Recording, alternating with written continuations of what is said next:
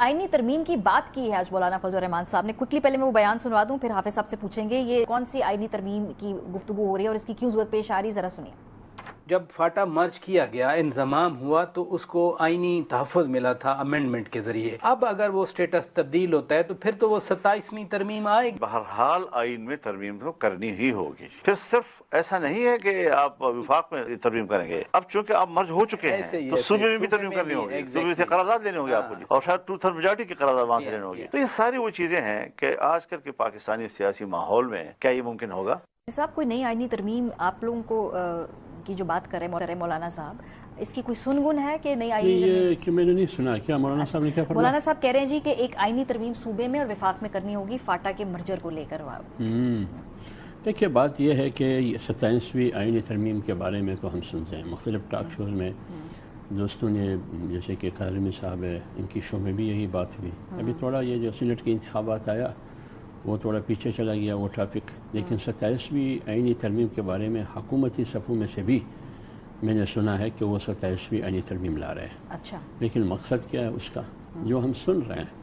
एक तो ये है कि फाटा की जो मर्जर हो चुका है आज से 9-10 साल पहले, उसको रिवर्स करना है। अच्छा। यानी फाटा की इंजमाम को ख़त्म करना है। एक तो ये सबसे ज़्यादा मुतालबा डिमांड हमारा था JUI का, मौलाना साहब के, कि आप फाटा का इंजमाम ना करें, बल्कि फाटा के आवाम से पूछे, यहाँ से मुसल्लत न करे इस्लामाबाद और पिंडी से। लेकिन वहाँ नहीं माना जा रहा था। आज ये साबित हुआ कि हम जो कुछ कह रहे थे हमारी मौक़िफ़ की तायीद हुई। तो फिर हुकूमत के लिए ज़रूरी, उस वक्त भी मुस्लिम लीग की हुकूमत थी, तो हुकूमत के लिए ज़रूरी है, पीपल्स पार्टी भी इस हक़ में थी, जितनी पार्टियाँ मर्जर के हक़ में थी उनको फाटा के आवाम से माफ़ी लेना चाहिए। एक बात। दूसरी बात यह है कि इसमें दूसरा सवाल यह बनता है कि हदफ क्या है? जब आप फाटा की मर्जर को पहले आप चाहते थे ज़बरदस्ती, अगर मुखालफत करने वाला सामने आता तो उसको गद्दार कहा जाता था। अभी आप मर्जर को ख़त्म करना चाहते हैं, मकसद क्या है? उस मकसद को भी देखना होगा। मेरे अंदाजे के मुताबिक मकसद ये है कि मिनरल्स का जो बिल है, माइंस एंड मिनरल्स का, वो फाटा की असम्बली से पास नहीं हो रहा। अच्छा। हाँ, और बलूचिस्तान में भी लोग कोर्ट गए, अदालत में गए, जो माइंस और मिनरल्स का एक्ट पास हुआ है, वो इख्तियारात लेना चाहते हैं, माली इख्तियारात, जो मादनियात है, जो माइंस है, विफाक अपने पास रखना चाहते हैं। अच्छा। लेकिन अब रास्ते में कौन रुकावट है? सुबह। और ये रुकावट किसकी वजह से? इसी विफाक की वजह से। अब वो कंट्रोल लेना चाहते हैं। मेरा अंदाज़ा ये है, ये भी हो सकता है। इसके अलावा ये भी हमने सुना है कि रिटायरमेंट के बाद 2 साल इंतज़ार करना पड़ता है, फिर आप एक सियासी ओहदे पर आ सकते हैं। अच्छा। हाँ, लेकिन जब आप तरमीम करेंगे आइन में, वो रिटायरमेंट का वो जो गैप है उसको ख़त्म करने के लिए, काज़मी साहब रिटायर हुआ, डायरेक्ट ऐवान सदर में बैठेंगे, डायरेक्ट ऐवान सदर। चौथी बात यह है जो मैंने सुना है, अल्लाह न करे कि ऐसा हो, सियासतदानों को चाहिए कि गौर करे इस पर कि हम इसका रास्ता रोकेंगे अगर ये अहदाफ हो। 18वीं तरमीम पर कट लगाना है, क्योंकि बहुत से ताकतवर मराकज़ की ख्वाहिश ये है कि 18वीं तरमीम की वजह से हम फंस चुके हैं। जो इख्तियारात इस्लामाबाद और पिंडी के पास था, आखिर सब ऐसा ही है ना। अभी मैं ये पूछने वाली थी उनसे, आप मुकम्मल करेंगे कि इतना कुछ सुन लिया है उन्होंने 27वीं आईनी तरमीम के बारे में। आपसे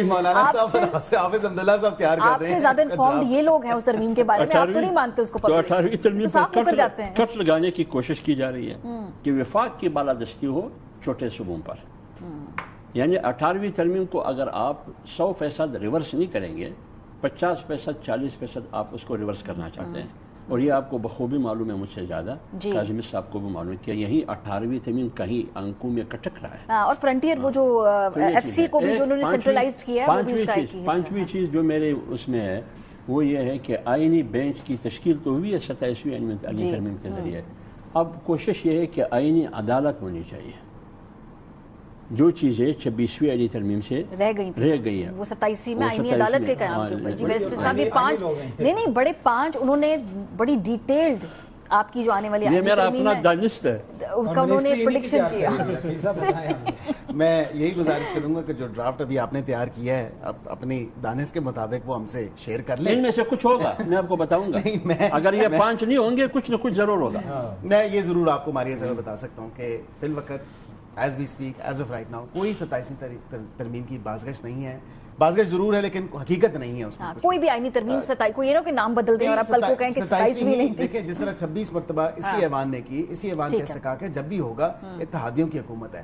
یو گاٹ ٹو انڈرسٹینڈ یہ چیز, اس کو دیکھیں نا ویٹیج ضرور دیں کہ پاکستان مسلم لیگ نون اپنے اون پہ نہیں کر سکتی کوئی بھی ترمیم, جس طرح ہم نے 26ویں نہیں کر سکے, ہمیں اتحادیوں کو ساتھ لے کے چلنا پڑا, اور مولانا صاحب بھی ہمارے ساتھ تھے, مولانا صاحب کی پارٹی بھی ہمارے ساتھ تھی اس 26ویں آئینی ترمیم میں. اب 27ویں میں کیا آ رہا ہے, یہ تمام تر باتیں مفروضوں پہ ہیں, یہ تمام تر ہیر سے ہے کہ جو بازار میں خبریں گردش کر رہی ہیں اور جو یہ ہو جائے گا اگر اس طرح نہیں تو یہ کر لیں گے. میں یہ سمجھتا ہوں فی الوقت کوئی ایسا ارادہ نہیں ہے حکومت کا کسی قسم کی آئینی ترمیم لانے کا فی الوقت. اگر اس ایوان نے بہتر سمجھا کہ قانون میں آئین میں ترمیم آنی چاہیے تو بالکل وہ لا سکتی ہے.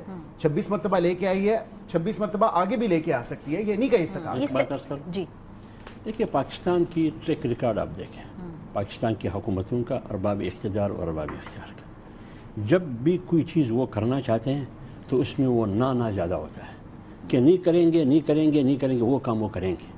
آپ 26ویں آئینی ترمیم سے پہلے ان سب حکومتی وزراء کی آپ اٹھا کے دیکھیں, کس نے کہا کہ 26ویں آئینی ترمیم آ رہا ہے؟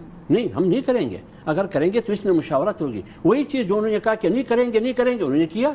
اب بھی یہ کہتے ہیں کہ نہیں کریں گے, لیکن یہ جگہ یاد رکھے گا یہ کریں گے. ایک بات. دوسری بات یہ ہے کہ یہ کہتے ہیں کہ ہم تو تنہا نہیں کر سکتے. ہم نے کب کہا کہ آپ تنہا کریں گے؟ ہائبرڈ نظام ہے سر, آپ بھی تو ساتھ دیں گے نا. میری بات سنیں نا, ہائبرڈ نظام ہے. ہائبرڈ نظام میں کرنے والے کون ہیں؟ آپ نے کرنا ہے. ہائبرڈ نظام میں تمام ادارے طاقت کے تابع ہے.